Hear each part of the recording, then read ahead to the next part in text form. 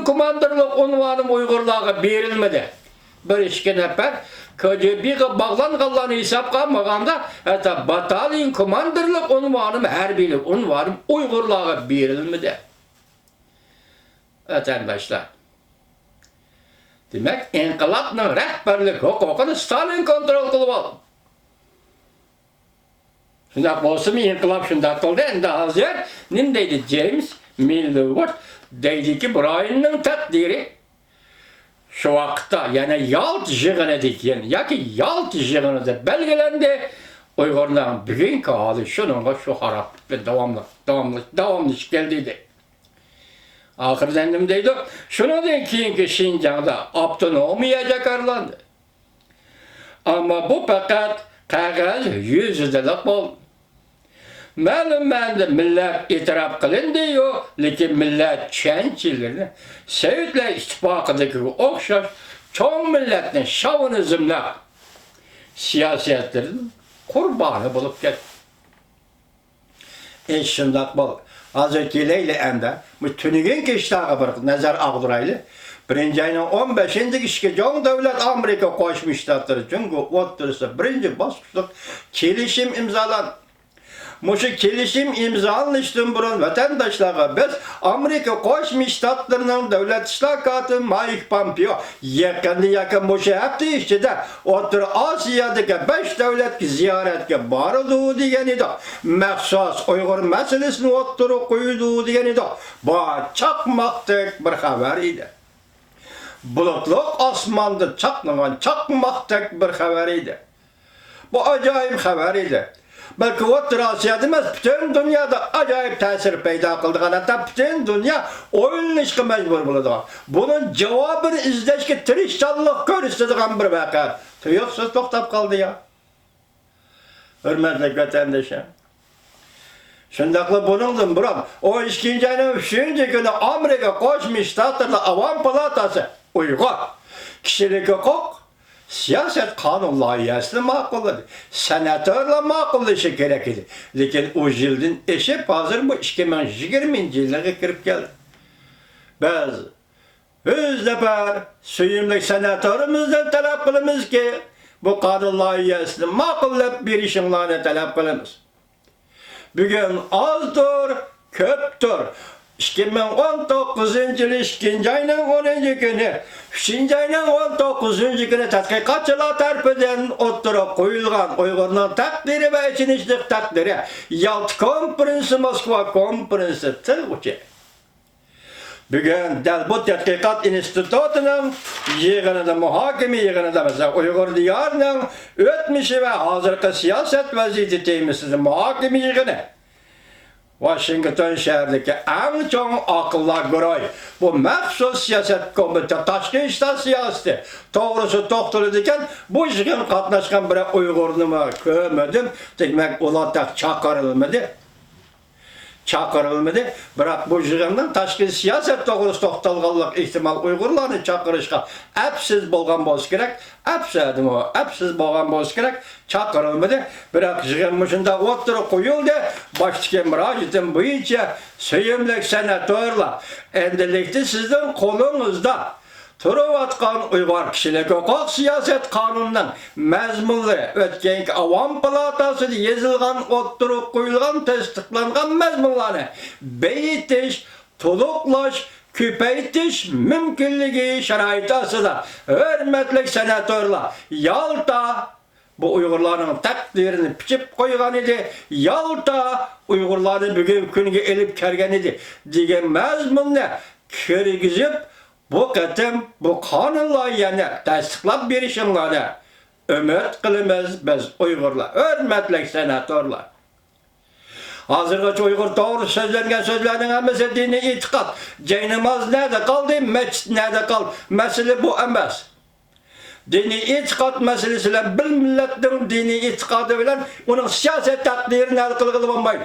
Fakat karma karşı taraftan bir milletin siyaset takdiri, siyasi takdiri hal bolğandala andın dini itiqad meselesi hal bulur. Onun söz bu mümkün emez. Din bilen işlersine el kılgılı olmaydı. Siyaset öler. Fakat siyaset ölerli hal kılgılı bul. Şuna ben ötkendi vatandaşlara leksiyada söyledim. 1991 yılı, 1992 şirketimlik maliye yılında Amerika Devlet Meclisi Tibet'le doğrusu da kanunla makulladı. Mesela ne dedi?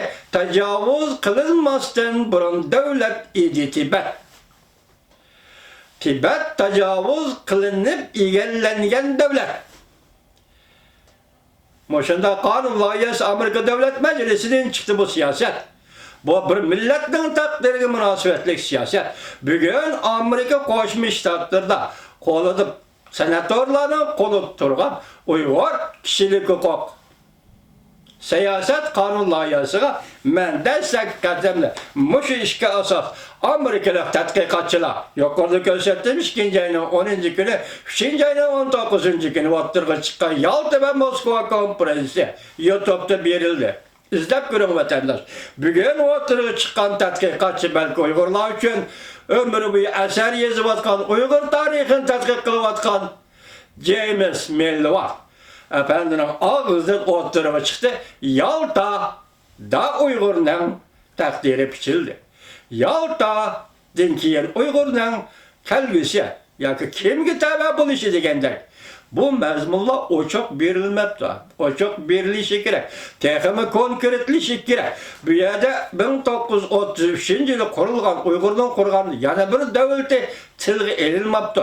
Eğer bu tilgi elinse bu devlet kandak yok oldu degen sual şartsız ortaya çıktı.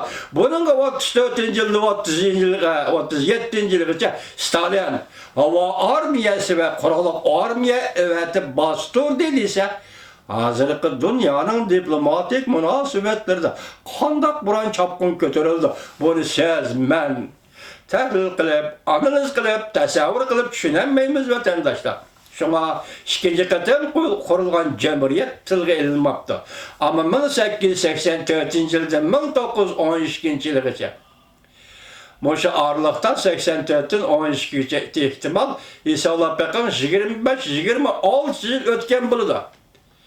Esi Xuda medet bergen bolsa Yakup bek 26 yıl tahir kılalıgan, çıdap turalıgan, yaki takdir çıdap turuşu mümkün eti Yakup Bek'nin Angliya bilen Çar-Rusya bu devletin yıkıttı.